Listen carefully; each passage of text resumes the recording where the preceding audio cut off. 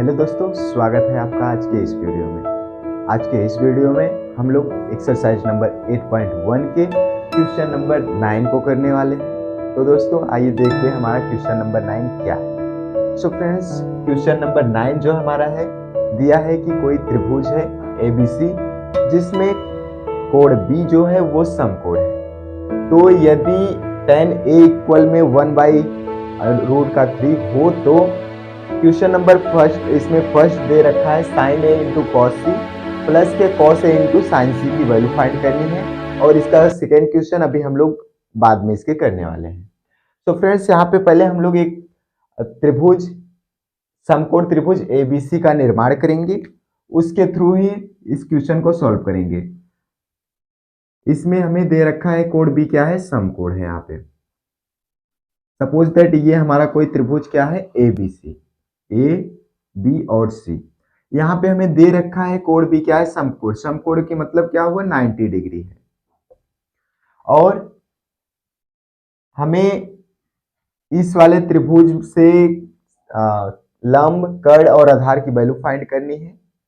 देखिए इसमें बात की गई है कोण A और कोण C की, यानी इस वाले कोण और इस वाले कोण दोनों की बात की गई है। सबसे पहले हम लोग कोण A की बात करेंगे।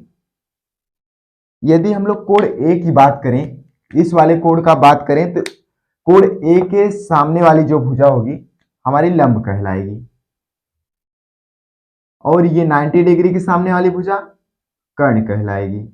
बची हुई भुजा जो होगी वो हमारी आधार हो जाएगी। ये हमारी बची हुई भुजा आधार हो जाएगी। सो फ्रेंड्स, ये इससे हमें पहले ये हमें tan A जो दिया है, tan A इक्वल में दे रखा है 1/√3। और हम लोग फार्मूला हमें पता है किससे, लाल बटे कक्का से। tan इक्वल में होता है लंब अपान का आधार।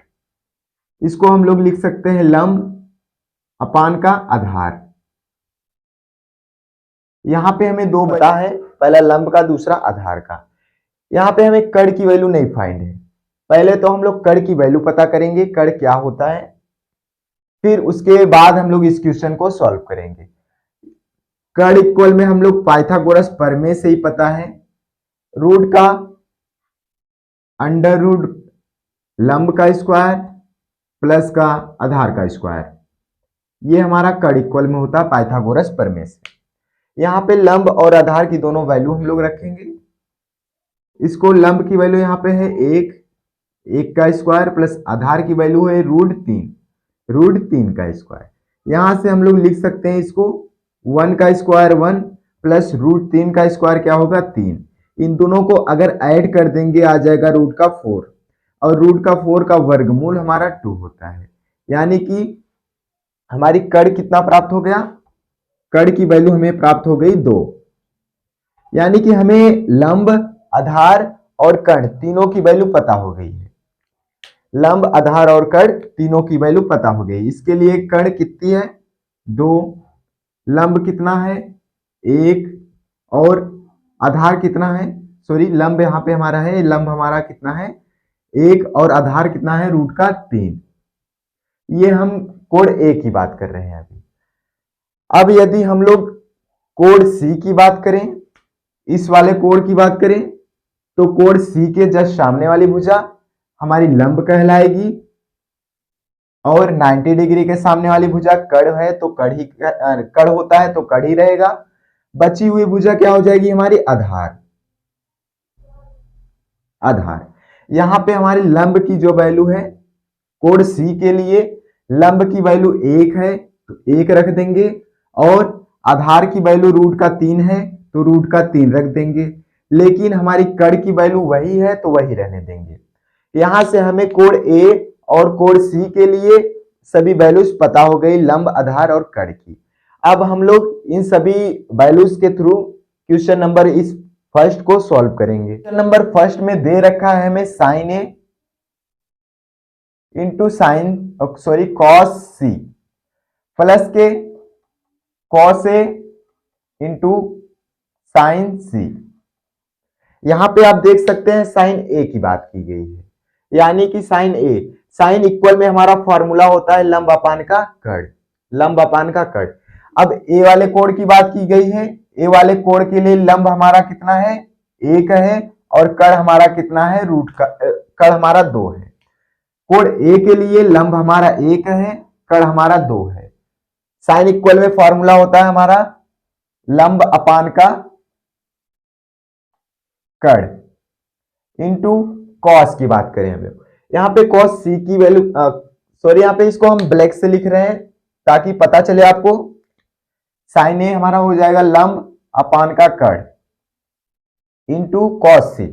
यहाँ पे देख सकते हैं आप लोग, सी की बात की गई है यानी कि कोण सी की बात की गई है, इस वाले कोण की बात की गई है।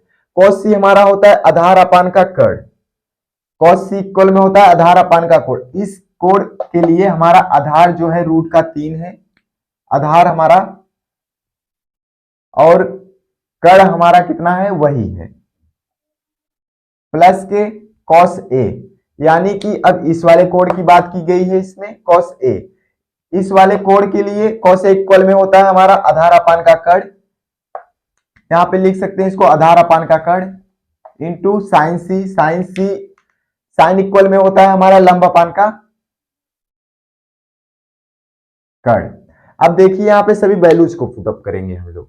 यहाँ पे साइन ए की बात की गई यानी कि इस वाले कोण की बात की गई, इस वाले कोण के लिए लंब हमारा 1 हो जाएगा और कर्ण हमारा 2, इसको लिख सकते हैं 1 अपान का 2 मल्टीप्लाई, यहाँ पे कॉस सी, इस वाले कोण की बात की गई है, कॉस सी इक्वल में होता है हमारा आधार अपान का कर्ण।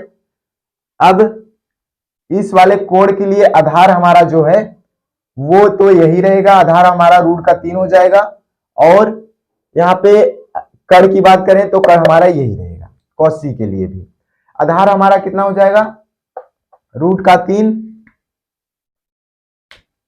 आधार हमारा हो जाएगा रूट का 3 अपान का कर्ण, कर्ण हमारा 2 है तो 2 ही रहेगा, प्लस यहाँ पे कॉस ए, ए वाले कोण की बात की गई है, कॉस ए इक्वल में होता है हमारा आधार अपान का कर्ण, यहाँ पे ए वाले कोण की बात की गई है, इस वाले कोण के लिए हमारा आधार जो है ये रहेगा और हमारा कर्ण जो है ये रहेगा, आधार हमारा रूट का 3,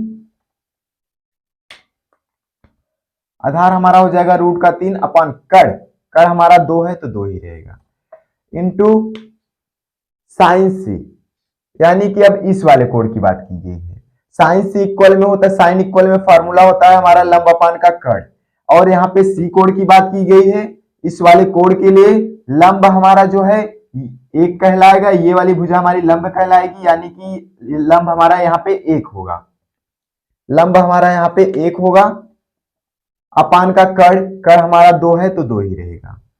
हमें आशा है कि आपको यहां तक ले पूरा प्रोसेस अच्छे से समझ में आया होगा। अब इसके बाद हम लोग क्वेश्चन को अच्छे से सॉल्व करेंगे। यहाँ पे रूट 3 का मल्टीप्लाई अगर 1 में करेंगे तो रूट का 3, और 2 का मल्टीप्लाई 2 में करेंगे तो 4। यहाँ पे भी वही प्रोसेस, रूट का 3 अपान का 4। आप लोग देख सकते हैं ये दोनों सेम सेम है, यानी कि अगर इसको सॉल्व करेंगे हम लोग तो 4 एलसीएम, 4 का अगर डिवाइड करेंगे 4 से एक बार जाएगा, 1 का मल्टीप्लाई रूट 3 में होगा तो रूट 3, और यही प्रोसेस यहाँ पर अप्लाई कर देंगे। फिर इन दोनों को ऐड करेंगे तो 2 रूट का 3 हो जाएगा अपान का 4। यहाँ पे आप देख सकते हैं 2, अगर 4 को डिवाइड करेंगे यहाँ पे तो ये हो जाएगा रूट का 3 अपान का 2। यही हमारा इस क्वेश्चन यानी फर्स्ट क्वेश्चन की का आंसर है, ये हमारा फर्स्ट क्वेश्चन का आंसर है। सो फ्रेंड्स, हमें आशा है कि आपको ये वाला क्वेश्चन समझ में आया होगा। हम लोग नेक्स्ट पार्ट करने वाले हैं, इसका नेक्स्ट पार्ट सेम ऐसे ही है। सो फ्रेंड्स, हमारा जो सेकेंड क्वेश्चन है 9 का वो है cos a into cos c minus का sine a into sine c. अब इसमें हम लोग लंब कर्ण और आधार की वैल्यू रखकर इस क्वेश्चन को बड़े आसानी से फाइंड कर सकते हैं। सो फ्रेंड्स, यहाँ पे आप देख सकते हैं cos a, यानी कि ए वाले कोण की बात की गई है। cos इक्वल में फॉर्मूला होता है हमारा आधार अपान का कर्ण, आधार अपान का कोण, और यहाँ पे बात की गई है ए वाले कोण की, तो ए वाले कोण के लिए हमारा जो आधार है वो रूट का 3 अपान का कड़ जो है हमारा 2 है तो 2 रख देंगे, मल्टीप्लाई कॉस सी, यहाँ पे सी वाले कोड की बात की गई है। कॉस सी इक्वल में होता है फार्मूला हमारा आधार अपान का कड़। इस वाले कोड के लिए आधार हमारा जो है रूट का 3 और कड़ हमारा 2, यहाँ पे लिख सकते हैं रूट का 3 अपॉन का 2। माइनस है तो माइनस साइन ए, साइन ए यहाँ पे आप देख सकते हैं साइन साइन बराबर फार्मूला होता है लंब अपान का कड़, और यहाँ पे बात की गई है ए की, यानी कि इस वाले कोड के लिए हमारा जो लंब है वो 1 है और हमारा जो कड़ है वो 2 है। इस वाले लिख सकते हैं 1/2 मल्टीप्लाई साइन सी। फिर यहाँ पे हमें बात की गई है साइन सी, साइन सी यानी कि इस वाले कोड की बात की गई है। साइन इक्वल में होता है लंब अपान का कर्ण। अब इस वाले कोड की बात की गई है, इस वाले कोड के लिए लंब हमारा 1 और कर्ण हमारा 2 है तो 2 ही रहेगा, 1/2। सो फ्रेंड्स इसको अब हम लोग सॉल्व करेंगे। अब देखिए रूट 3 का मल्टीप्लाई अगर रूट 3 में करेंगे तो हमारा 3 प्राप्त हो जाएगा, और 2 का मल्टीप्लाई 2 में करेंगे तो हमारा 4 प्राप्त हो जाएगा। माइनस है तो माइनस, 1 का मल्टीप्लाई 1 में 1 और 2 का मल्टीप्लाई 2 में तो 4। फिर इसको सॉल्व करेंगे, यहाँ 4 दोनों साइड है तो इसका एलसीएम 4 का डिवाइड 4 में करेंगे 1 बार जाएगा, और 1 का मल्टीप्लाई रूट 3 में करेंगे तो हमारा 3 प्राप्त हो जाएगा। माइनस का वही प्रोसेस यहाँ पे अप्लाई कर दे रहे हैं।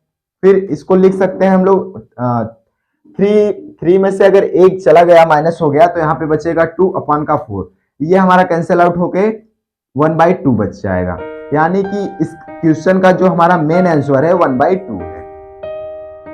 सो फ्रेंड्स ये क्वेश्चन बड़ा इजी था।